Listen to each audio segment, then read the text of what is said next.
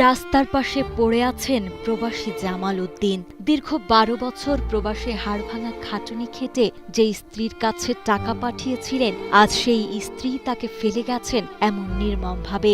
একসময় স্ত্রীর ভালোবাসার টানে পৈতৃক সম্পত্তি বিক্রি করে নিজের আপনজনদের ছেড়েছিলেন জামাল উদ্দিন। অভিযোগ উঠেছে অসুস্থ হওয়ার পর রাতের অন্ধকারে সেই স্ত্রী তাকে ফেলে গেছেন রাস্তার ধারে।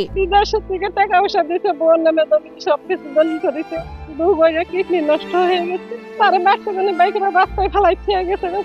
ও অসুস্থ হয়ে গেছে না, আটটা পায় না, কথা কয় না, কথা পাইজা পরে না হয়ে যে এই নেন ফেলাই খেয়ে গেছে। টাঙ্গাইলের সখীপুরের কালমেঘা এলাকার মৃত ফজর আলীর ছেলে জামাল উদ্দিন প্রায় ২৫ বছর আগে পৈতৃক সম্পত্তি বিক্রি করে গাজীপুরের শ্রীপুরের শ্বশুরবাড়িতে ঘর বেঁধেছিলেন তিনি। তারপর স্ত্রীর আবদারে জীবিকার তাগিদে পাড়ি জমান সৌদি আরবে। প্রবাস জীবনের উপার্জিত লাখ লাখ টাকা তুলে দেন স্ত্রীর হাতে, কিন্তু কয়েক বছর আগে কিডনি সহ নানা জটিল রোগে আক্রান্ত হন তিনি।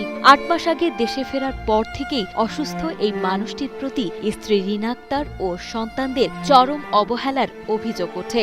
স্থানীয়দের দাবি, গত ১ আগস্ট গভীর রাতে মুষলধারে বৃষ্টির মধ্যেই সখীপুরের কালমেঘা এলাকায় রাস্তার পাশে তাকে ফেলে রেখে যায় তারই স্ত্রী সন্তান। মা নাই, বাবা নাই, কিচ্ছু নাই, তার একটা ছেলে একটা মেয়ে, তারা রাত্রে রাস্তায় এনে ফেলাই খেয়ে গেছে। জায়গা জমি দাগ রাখছে, ওই বউর নামে রাখছে, বউয়ের পরে দর্শন করানো কইল, রাত্রে নাই এনে ফেলাই খেয়ে গেছে গা।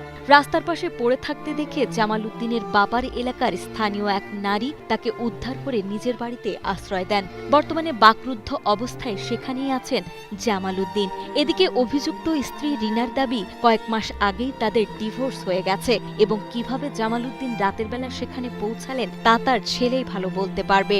আমার তো স্বামী নাই, আমার স্বামীর ৪ মাস ধরে ডিভোর্স, আমার স্বামী ৯ মাস ধরে বাহিরে ঘুমাইছে, বাহিরে আমার বাচ্চা আসে নাই, আমার বুকুলো আসে নাই, তারপরে আমার মামা নিকে কাছে কই গেছে যে ডিভোর্স দেন নাকি, আমার কাগজ দেন নাকি, পরে আমি ডিভোর্স দিয়েছি ৪ মাস ধরে, আমি ফালাই নাই বাইরে। হৃদয় বিদারক এই ঘটনার পর অসুস্থ জামাল উদ্দিনের সুচিকিৎসা ও ঘটনার সুষ্ঠু তদন্ত দাবি করেছে এলাকাবাসী। প্রশাসনও বিষয়টি গুরুত্বের সঙ্গে দেখছে। এর মধ্যেই পরিবারের অন্য সদস্যরা তাকে নিজেদের জিম্মায় নিয়েছেন এবং তাকে সমাজসেবা কার্যালয়ের মাধ্যমে যতটুকু সম্ভব সহায়তা প্রদানের আশ্বাস দিয়েছেন সখীপুর উপজেলা নির্বাহী কর্মকর্তা আশরাফুল আলম। সেই লোকটাকে ফেলে দিয়ে গেছে, পরে আমরা স্থানীয় ওই লোকজনের সাথে যোগাযোগ করেছি, তার পরিবারের অন্য সদস্যরা তাকে বাড়িতে নিয়ে গেছে আর কি। এখন এই অবস্থায় আছে।